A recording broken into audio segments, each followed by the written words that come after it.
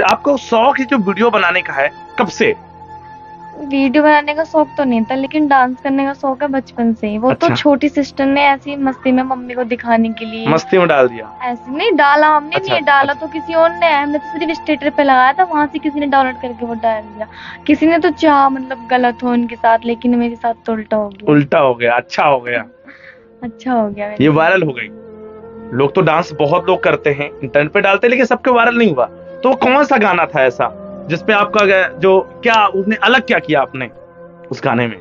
हाँ, इसमें स्टेप कुछ अलग थे। और अच्छा, गाना ये था कसर कोई छोड़ दूंगा। अच्छा।